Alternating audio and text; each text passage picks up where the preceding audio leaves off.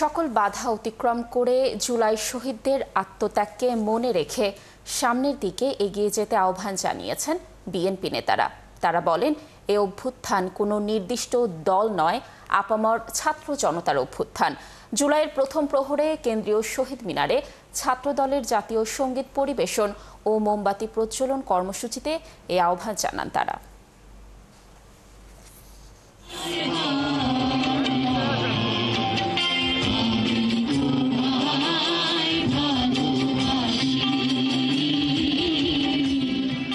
রাত 12টা শুরু হলো অভ্যুত্থানের মাস জুলাই।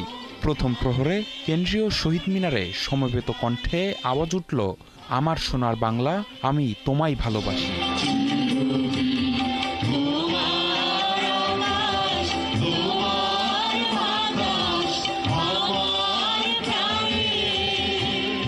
এরপর নিভে গেল শহীদ মিনারের আলো, জ্বলল শত শত মোমবাতি, স্মরণে জুলাই অভ্যুত্থানে প্রাণ দেয়া শহীদেরা। রক্তাক্ত জুলাইয়ের বর্ষপূর্তিতে শহীদ মিনারে এই আয়োজন করে ছাত্রদল। অংশ নেয় বিএনপির অন্যান্য সহযোগী সংগঠন ও সিনিয়র নেতারা। কানায় কানায় পূর্ণ পুরো শহীদ মিনার চত্বর। প্রথম প্রহরে অভ্যুত্থানের মাসের কর্মসূচি ঘোষণা করে ছাত্রদল। বাংলাদেশ জাতীয়তাবাদী ছাত্রদলের যে শতাধিক শহীদ নেতা কর্মী সমর্থক শহীদ হয়েছে, তাদের পরিবারের সাথে সৌজন্য সাক্ষাৎ করবেন বিএনপির ভারপ্রাপ্ত চেয়ারম্যান, ছাত্রদলের সাংগঠনিক অভিভাবক জনাব তারেক রহমান। জুলাই আন্দোলন একদিনে শুরু হয়নি জানিয়ে দলের সিনিয়র নেতারা জানান, এ অভ্যুত্থান কোনো নির্দিষ্ট দলের নয়, আপামর ছাত্র জনতার। সংগ্রামের স্বপ্ন পূরণে ছাত্র সমাজকে অতন্ত্র প্রহরী হিসেবে থাকতে হবে।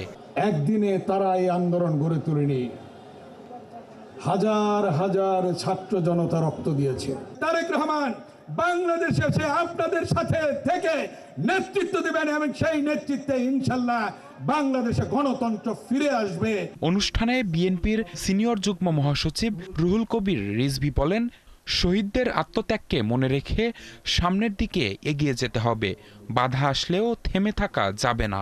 এই সংগ্রাম আরো কঠিন, এই সংগ্রাম বাস্তবায়ন করতে হলে আরো বাধা আসবে, কিন্তু সেই বাধাকে তোমাদের ফেলে ফেলে সত্যিকার অর্থেই আমরা একটি স্বাধীন গণতন্ত্র এবং গণতন্ত্রের মূল্যবোধ প্রতিষ্ঠা করব। জুলাইয়ের চেতনা রক্ষায় ছাত্রদল ভ্যানগার্ড হিসেবে কাজ করবে বলেও আশাবাদ ব্যক্ত করেন বিএনপির সিনিয়র নেতারা। বাংলাদেশ জাতীয়তাবাদী ছাত্রদল কেন্দ্রীয় সংসদ। নিবিড় সাহা, ৭১, ঢাকা।